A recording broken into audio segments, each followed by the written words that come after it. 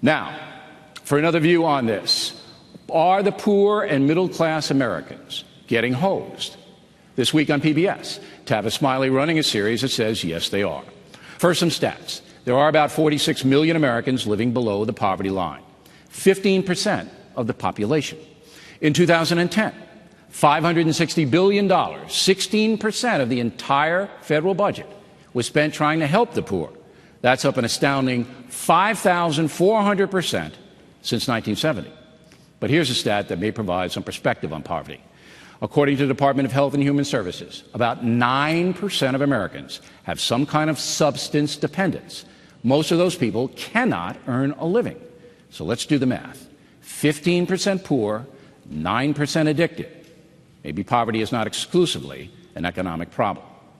Joining us now from Los Angeles are Ttavis Smiley and Professor Cornel West, who teaches at Princeton University. So, Professor, we'll begin with you. Where am I going wrong here?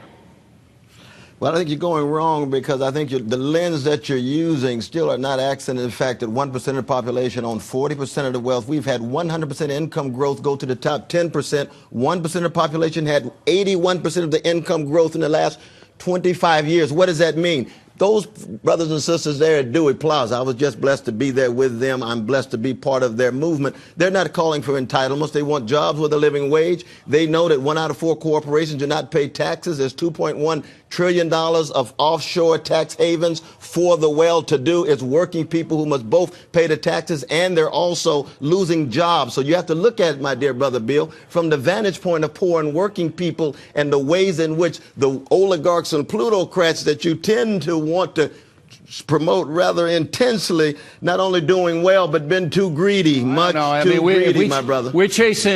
If we're chasing Stanley O'Neill down the street, I don't think I'm promoting anybody who's doing untoward things about capitalism. We're not talking about isolated individuals. Look, it's not that the message is wrong. Wait a minute, Professor. No filibustering here. It's not that the message is wrong. It's not that the message is wrong. We do need to tighten up the loopholes. Everybody knows that. Barack Obama has chosen not to do that. You have to basically have a flat tax where everybody pays. There aren't these kind of dodges. You can't park money overseas, that kind of stuff. Yes. But what many of these protesters, and maybe you, but I want to direct my next question at Ttavis, want is you want the government to forcibly seize the assets of the oligarchs, as you put it, and then distribute it to other people whom they deem worthy of the money the oligarchs have. That's socialism, and that's not going to work here. What do you say, Ttavis?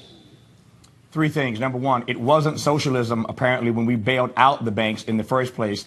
That pretty much fits a textbook definition of socialism, what we did for the banks that you don't want to acknowledge, number 1. Number 2, you're right about the fact that Stanley O'Neill respectfully should have been chased down the sidewalk. He should be asked to account for this, which raises a couple questions. Number 1, I know you did not mean this. What do you mean I lied about it? Wait a minute, Ttavis. No. Don't call me a liar on this program. I said you're right. What did I lie about? Bill, I said you were right. R-I-G-H-T, you were right. I was right about it. I apologize. Yes. I thought, look, we got a remote here. I'm in Faneuil Hall. I'm calm. He never lies. He acts as if he never lies. Everybody lies. Bill, you lied too, brother. I don't lie, Professor. So there you go. Oh, I don't know about that. I'm right about O'Neill. But I had to correct the professor who's saying that I'm promoting that, and I'm not promoting it. You're right about. So let's get down. Wait. Stop the question yet, Bill. All right. Let's get down about what these protesters want. And President Obama himself, his policy is income redistribution, Ttavis. That's what it is. And that's what you and the professor want. You want forced income redistribution. I'm still going to finish my point. You're right to go after Stanley O'Neill. I know you didn't mean to do this. I don't want to believe you meant to do this. But Stanley O'Neill, there are 4 or 5 black CEOs in this country. You choose a guy at Merrill Lynch to make him the poster guy. Knock it off with the black business, will you? No. Bill, why Stan O'Neill? This was one of the most egregious things that happened.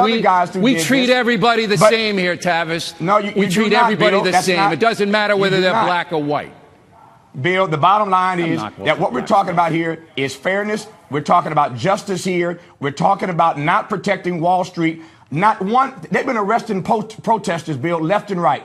arresting protesters left and right. Now the talk on Fox News is that it's costing taxpayers money for police to do their job. Not one bankster, not one, Bill. They could arrest hundreds of protesters, but not one banker has gone to jail to pay for his crimes. Because they didn't violate any laws, Ttavis. They conned come on, brother Bill. How do you know? How do you know there's been no investigation? There's been no investigation of all the predatory lending. All right, wait a minute. Market manipulation, insider trading. Why would you say something like that, brother?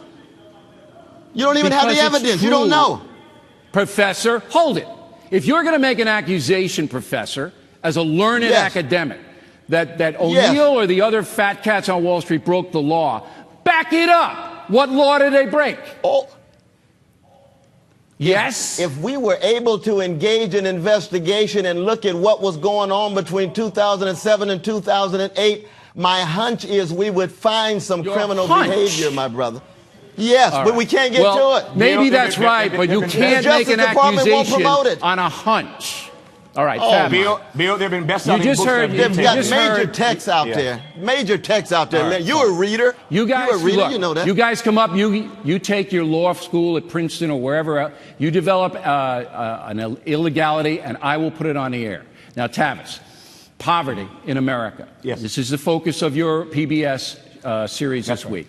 I just presented stats that show that poverty is not just an economic problem, it is a social problem and a social responsibility problem, personal responsibility problem. You know that's true, yet you don't mention that.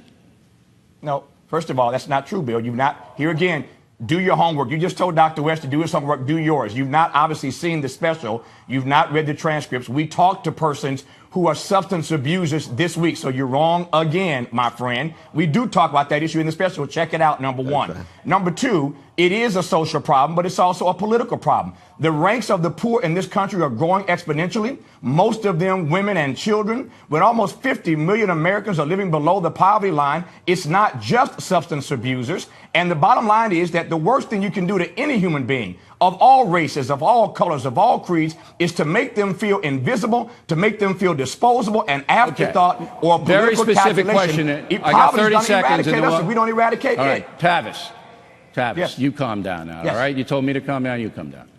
I got 30 seconds. All right. 9% are addicted, all right? They can't work. They're going to be poor. You know it, all right? Also, child abuse, 70% of it is because of substance abuse. What do you do with those people, Ttavis? Do you let them? Do the government pay them? What does the government do? Real quick. I can answer in 15 seconds. One, you don't demonize them as you have done. Two, you don't criminalize poverty as you like to do. And number three, you find programs that work for those who have problems. But the majority of Americans, again, of all races, Bill, of all colors, of all creeds, are not substance abusers. They don't have work because Wall Street raped and pillaged the national treasury. All right. Well, then I'm going to give you one more stat to think about. The unemployment rate among college graduates is 4.5%. All right. Now, we're going to have more with the guys, and it's a lively discussion, and we appreciate them being here and engaging in the debate. We're going to discuss why Herman Cain's being attacked by some Africans.